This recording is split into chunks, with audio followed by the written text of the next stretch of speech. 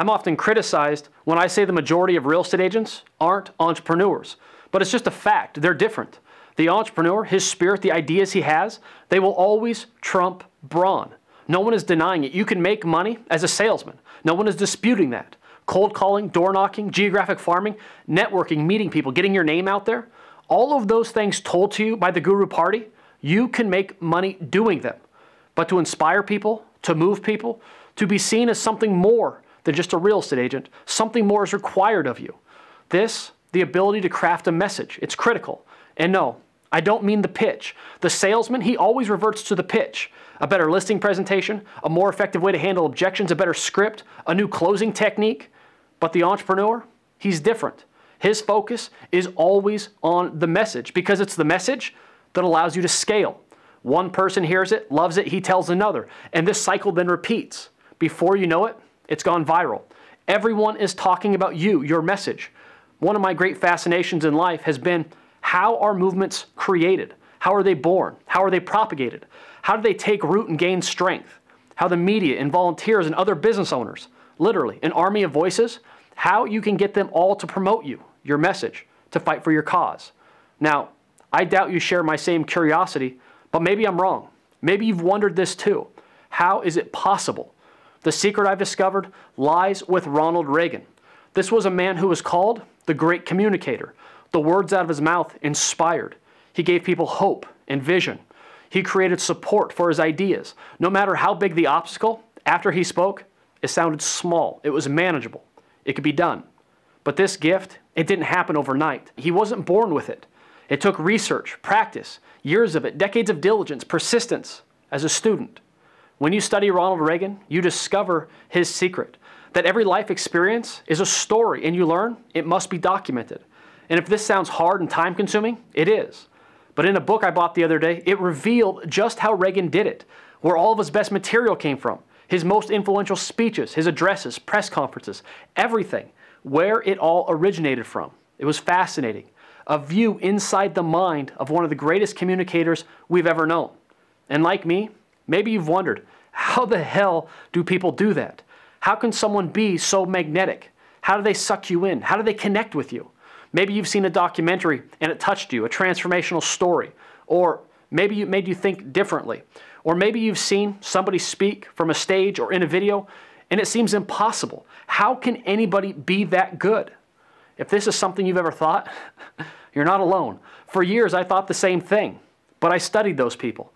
I watched and then rewatched videos of their speeches. I gathered notes. I studied their history. Come to find out, this is exactly what Ronald Reagan did. He studied the great communicators before him.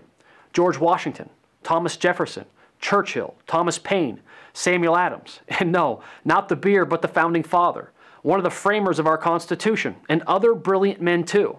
Alex de Tocqueville, the philosopher, Voltaire, Edison, FDR, JFK, Thomas Wolfe, C.S. Lewis, even Joseph Stalin and Mussolini, and even Hitler. Ronald Reagan, he wasn't born with this godlike talent. He developed it. It's a skill. Reagan became the great communicator because he was a great student of great communicators, and he was relentless. He documented everything. On thousands of 4x6 cards, he took notes. Every book he read, every speech he listened to, from everyday life, from every conversation, he documented the greatest wisdom, the greatest advice, even the best one-liners that would put a smile on a person's face. The greatest knowledge from the greatest men, he categorized all of it. What he created was a communication bank, and every time he needed to craft a message, he simply walked in and made a withdrawal. The great communicator, this was the secret to his influence.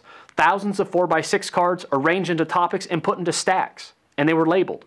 If he needed to inspire the nation, a patriotic message, he would grab the stack labeled on the nation, and perhaps the one on character.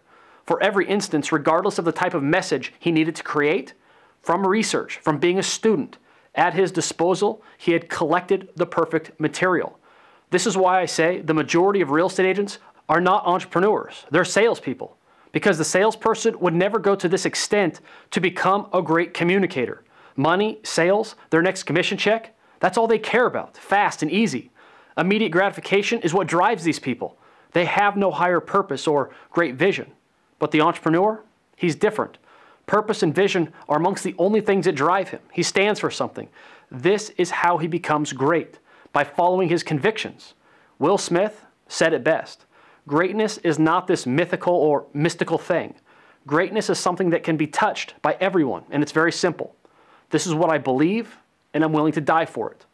My question to you is, what do you stand for? What are your convictions? What do you believe? And are you doing a good enough job conveying that to the world, to the marketplace? I believe we can always do better. I believe that our communication bank can always be richer. If I had to state one defining characteristic of the entrepreneur, it would be this. He is a student. He is always researching. He is always writing. He is always collecting. Right up until the week of his death, it's been said of Ronald Reagan, he was still writing on 4x6 cards, taking notes. I believe this is instructive and powerful, and I believe we can all learn from it. I don't plan to pay for my kids' college education because I believe, with rare exception, it's worthless.